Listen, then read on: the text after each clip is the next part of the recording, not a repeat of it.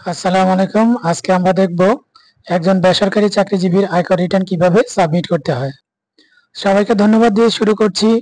আপনারা আমাদের চ্যানেলটিকে সাবস্ক্রাইব করবেন, লাইক, কমেন্ট, শেয়ার করবেন। সাবস্ক্রাইব করলে আপনার কোনো লস নাই, বরং আমরা উৎসাহ পাই, কারণ কন্টেন্ট ক্রিয়েট করতে আমাদের সময় ব্যয় করতে হয়, কষ্ট হয়। আপনারা যদি সাবস্ক্রাইব, লাইক, কমেন্ট, শেয়ার না করেন তাহলে আসলে আমরা নিরুৎসাহিত হয়ে পড়ি। আচ্ছা, আমরা শুরু করি। প্রথমে আমরা এনবিআর নির্দিষ্ট ওয়েবসাইটে ঢুকে 3 নম্বর পাসওয়ার্ড এবং ক্যাপচা দিয়ে লগ ইন করে ভিতরে গিয়ে রেগুলার ই রিটার্নে ক্লিক করব। এখানে কিছু জিনিস অটোমেটিক সিলেক্টেড থাকবে, যেমন tax exempted income, any income which is fully fully exempted from tax. যদি কারো এমন কোনো ইনকাম থাকে যেটা পুরোটাই করমুক্ত, তাহলে ওটা থাকলে ইয়েস, না থাকলে নো। আচ্ছা, আমরা আজকে দেখাবো যে একজন বেসরকারি চাকরিজীবীর আয়কর রিটার্ন কিভাবে সাবমিট করতে হয়। তো আমরা একটি মাত্র সোর্স থেকে দেখাবো, income from employment. Save and continue দিয়ে সামনে চলে যাব। এরিয়া দেখাচ্ছি আমরা ঢাকা উত্তর city corporation. Claim tax rebate for investment, yes. Gross wealth 50 লাখসের কম। মোটরসাইকেল আছে, নাই। অফশোর প্রপার্টি নাই। শেয়ার হোল্ডার ডিরেক্টর নাই। সিটি কর্পোরেশনের ভিতরে জায়গা আছে কি না, নাই। ওকে, সেভ এন্ড কন্টিনিউ দিয়ে আমরা সামনে চলে যাই। আমরা এখানে আগে যেগুলো এন্ট্রি দেওয়া ছিল এগুলো ডিলিট করে দিচ্ছি। তো এখানে যে 4টি অপশন আছে, government pay scale, payment through আইবাস plus plus, government pay scale, payment not through আইবাস plus plus, private or other than government pay scale, salary subject to reduced tax rate. ওকে, আমরা বেসরকারি চাকরিজীবীটা এটা সিলেক্ট করব, প্রাইভেট আর আদার দেন government pay scale. আমরা যেহেতু এখানে example হিসাবে সব কাজ করছি, আমরা স্পেসিফিক কোনো প্রতিষ্ঠানের নাম দিব না। আমরা ধরলাম যে এবিসি লিমিটেড, এই কোম্পানিতে আছেন উনি।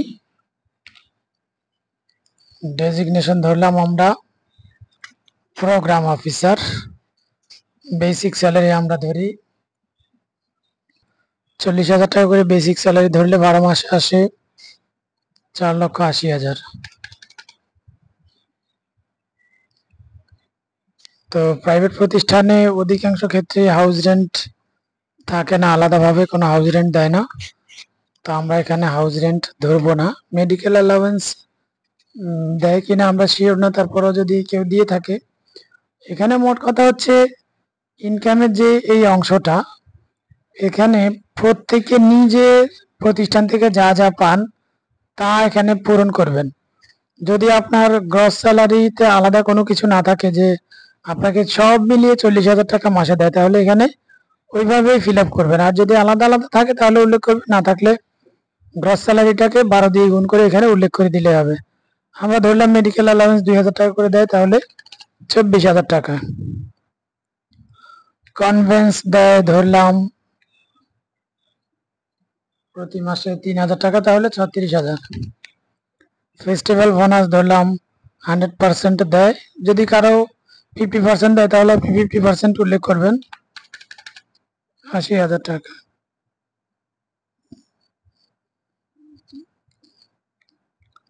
আর কোনো কিছু আছে কিনা, যদি থাকে, যে বকেয়া বেতন, শিক্ষা ভাতা, এন্টারটেইনমেন্ট অ্যালাউয়েন্স, এমপ্লয়ার্স, আচ্ছা এটা আলাদা জিনিস। Gratuity, employers contribution to RPF, recognised provident fund, এটা হচ্ছে প্রতিষ্ঠান থেকে যদি প্রভিডেন্ট ফান্ড, প্রাইভেট কোম্পানিতে আরপিএফ থাকে, তো প্রতিষ্ঠান যদি সেখানে কন্ট্রিবিউশন করে প্রত্যেক মাসে, তো ধরলাম 1,000 টাকা করে প্রত্যেক মাসে হলে 12,000, এটা আমরা উল্লেখ করে দিলাম।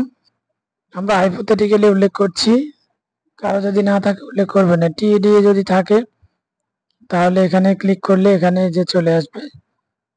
ধরলাম যে টিএডিএ প্রত্যেক মাসে 2,000 টাকা করে পায়, তাহলে 24,000। কেউ যদি কম বেশি পেয়ে থাকেন তাহলে ওই পরিমাণ অঙ্ক উল্লেখ করে 12 দিয়ে গুণ করবেন।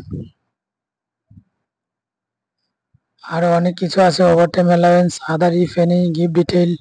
যদি আরো অন্য কোনো ধরনের স্পেসিফিক ভাতা থাকে এটা ক্লিক করে এই যে এখানে ডেসক্রিপশনটা লিখে এই ঘরে অ্যামাউন্ট বসিয়ে দিলে হবে। Employee share scheme, transfer of share right, কেউ যদি শেয়ার ট্রান্সফার করে থাকে তাহলে এখানে, শেয়ার রিসিভ করে থাকলে এখানে সেভ এন্ড কন্টিনিউ দিয়ে আমরা সামনে চলে যাব।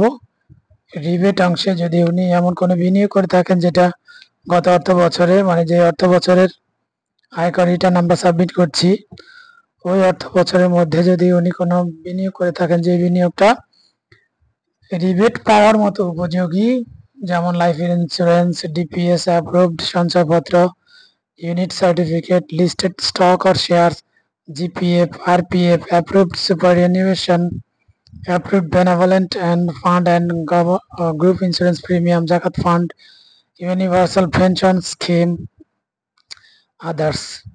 তো আমরা ধরলাম যে এই ব্যক্তির ডিপিএস নাই, সঞ্চয়পত্র নাই, আরপিএফ আছে, এমপ্লয়ি নেম আমরা ধরলাম যে XYZ, এমপ্লয়ি নাম দিবেন এখানে, এমপ্লয়ি আইডি থাকলে এখানে। তো এমপ্লয়ি কন্ট্রিবিউশন আমরা এমপ্লয়ার কন্ট্রিবিউশন দিয়েছিলাম 1000, ধরলাম এমপ্লয়ি 1000 টাকায় কন্ট্রিবিউশন করে, তাহলে এখানে 12,000, প্রতি মাসে 1000 করে হলে 12 মাসে 12,000। আর যদি কারো ডিপিএস, সঞ্চয়পত্র বা অন্য কোনো বিনিয়োগ থাকে তাহলে সেটা উল্লেখ করবেন। অবশ্যই মনে রাখতে হবে যে যে অর্থ বছরের আয়কর রিটার্ন সাবমিট করা হবে ওই অর্থ বছরের মধ্যে যদি কোনো বিনিয়োগ হয় তাহলে শুধু সেই বিনিয়োগের উপর কর রেয়াত পাওয়া যায়, অন্যথায় কর রেয়াত পাওয়া যাবে না। সেভ এন্ড কন্টিনিউ দিয়ে আমরা সামনে চলে যাচ্ছি। এই অংশে এক্সপেন্ডিচার অংশে পুরো বছরের ওনার ব্যক্তিগত পারিবারিক যে খরচ, জীবনযাপনের ব্যয় এখানে উল্লেখ করা হবে। তো ধরলাম যে ওনার খাদ্য, বস্ত্র এবং অত্যাবশ্যকীয় খরচে প্রত্যেক মাসে 10,000 করে যায়, 1,20,000 টাকা। বাসা ভাড়া ধরলাম, বাসা ভাড়া 20,000 টাকা করে, তাহলে 20,000 টাকা করে যদি বাসা ভাড়া হয় 2,40,000।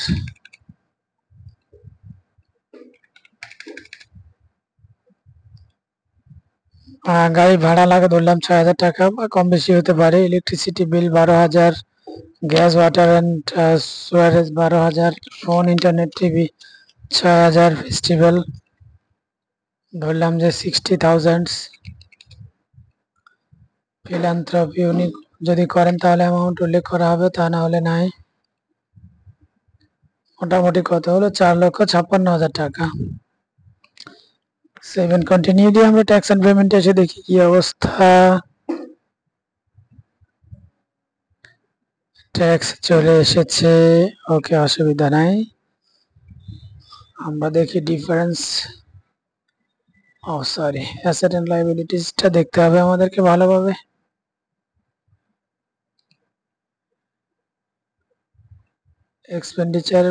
এক্সপেন্ডিচার দেখেছি, ওকে, এক্সপেন্ডিচার এখান থেকে সেভ এন্ড কন্টিনিউ দিয়ে আমরা গেলে অ্যাসেট এন্ড লায়াবিলিটিস অংশে আসবো। যদি আগের বছর কেউ অনলাইনে আয়কর রিটার্ন সাবমিট করে থাকেন তাহলে ইম্পর্ট্যান্ট অটো ফিল এটাতে ক্লিক করলে সব চলে আসবে অটোমেটিক। এখানে প্রথমে অ্যাসেট, যেহেতু আমরা চাকরিজীবী দিয়ে দিচ্ছি, বিজনেস ক্যাপিটালে কিছু নাই। নন এগ্রিকালচারাল প্রপার্টি, যদি অকৃষি জমি থাকে তাহলে এটা উল্লেখ করতে হবে। অকৃষি জমির এখানে মৌজা, পোস্ট অফিস, উপজেলা, জেলা সব উল্লেখ করতে হবে। কেউ যদি চান তাহলে দাগ নাম্বার, খতিয়ান নাম্বার এগুলো উল্লেখ করলে কোনো অসুবিধা নাই। তো আমরা মনে করি যে উনি বাবার কাছ থেকে পেয়েছেন 10% জমি, 0.10 দিলে একরে চলে আসবে 10%। তো অকৃষি জমির দাম একটু বেশি হয়,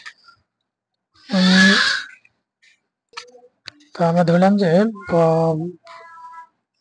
1 লক্ষ টাকা করে হলে কত হয়, 10 লক্ষ টাকা।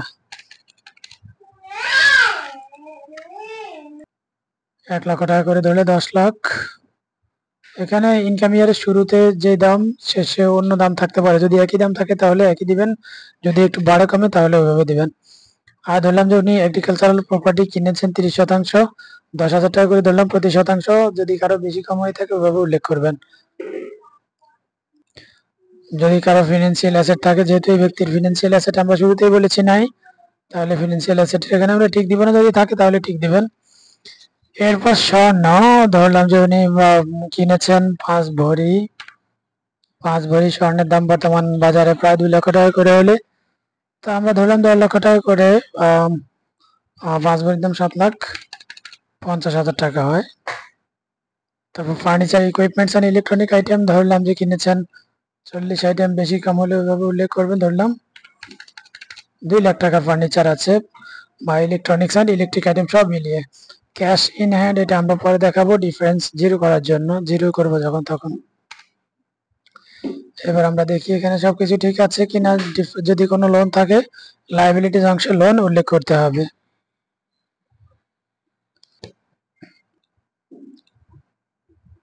তাহলে আমাদের এখানে দেখাচ্ছে গ্রস ওয়েলথ 22,50,000, নেট ওয়েলথ 22,50,000। যদি ব্যক্তি আগের বছর অনলাইনে আয়কর রিটার্ন দিয়ে থাকেন তাহলে প্রিভিয়াস ইনকাম ইয়ারে যে নেট ওয়েলথ ছিল সেটা উল্লেখ করতে হবে। আমরা এখন আপাতত 22,50,000 টাকা এটা উল্লেখ করে দিচ্ছি।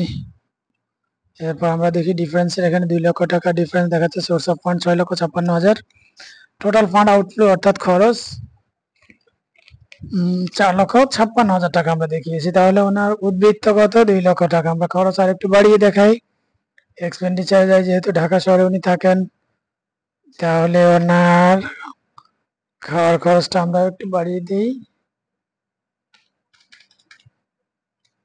খাওয়ার খরচ মূলত ঢাকার বাইরে মোটামুটি একই, এটা আমরা বাড়িয়ে দিলাম যে ক্যাশ ইন হ্যান্ডটা যেন একটু কমে। আর এখানে ট্রান্সপোর্টেশনটা আর একটু বাড়িয়ে দিতে পারি আমরা। হাউস হোল্ড ইলেকট্রিসিটি বিল এটাও আর একটু বাড়িয়ে দিতে পারি। এগুলো একটু বাড়িয়ে দিই। প্রত্যেকটা খরচ আমরা একটু একটু বাড়িয়ে দিচ্ছি। হ্যাঁ, আমরা প্রতিটা খরচ একটু বাড়িয়ে দেখাচ্ছি। Festival and other special expense এটা একটু বাড়িয়ে দিই।